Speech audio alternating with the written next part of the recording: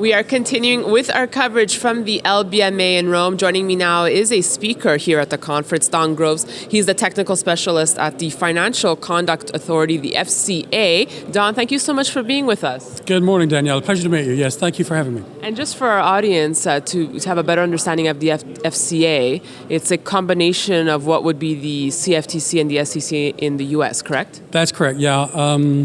The UK government decided we would have a single regulator for conduct in the UK. Bank of England regulates prudential issues, but yes, one regulator in the UK, and it is the equivalent. And Don, you're a speaker here at the LBMA, and you are looking at changes in the precious metals industry. Can you tell us a little bit about what you spoke about? Yes, there are a couple of things to mention. We ourselves in the UK have added new legislation back in April, and it mentions the word benchmarks in it.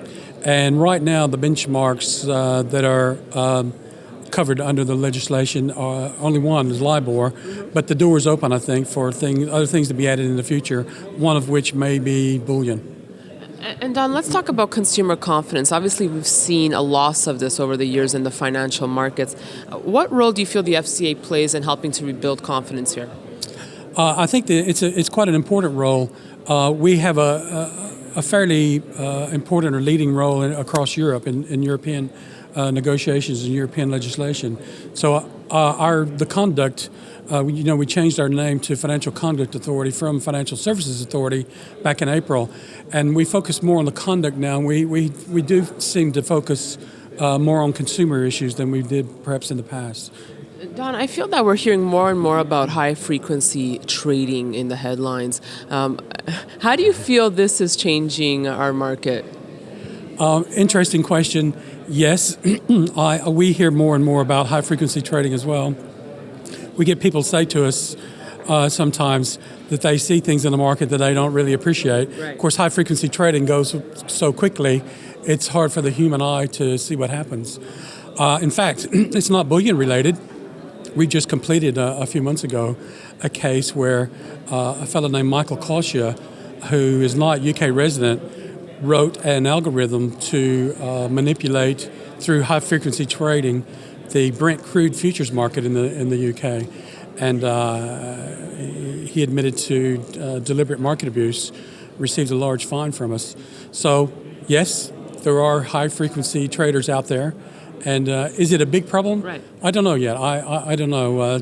He was the first case, so we'll see how it goes from there, I think. So let me ask you, if an investor senses that there's fraudulent activity happening, how can they contact the FTA? We would highly encourage them to do that. We have a market abuse email inbox dedicated to that type of thing. And it's the address is very simple, market.abuse@fca.org.uk. Don, thanks so much for that. And before I let you go, I've heard a few people say that you've given one of the best presentations here at the LBMA. What was said, do you think, that really has left a mark with people? I think, I tried to be as gentle as possible in saying that there could be a financial regulator at a desk near you very soon. And I think that was the message. And I hope that I was gentle when I said that to them. Is this particularly in London, or are you speaking as the markets overall? Markets overall. I mean, legislation is changing in European-wide as well, as you've already seen the changes in North America. So, new things in Europe. So how do you best prepare yourself? As a market participant? Right. I think you should probably keep abreast of what the proposals are and just read through it and double-check your own business model and find out, do I have something that I should be concerned about or not? That was the message I tried to give this morning, very gently. All right, Don. Well, thank you so much for being with us. Thank you, Daniela. Pleasure.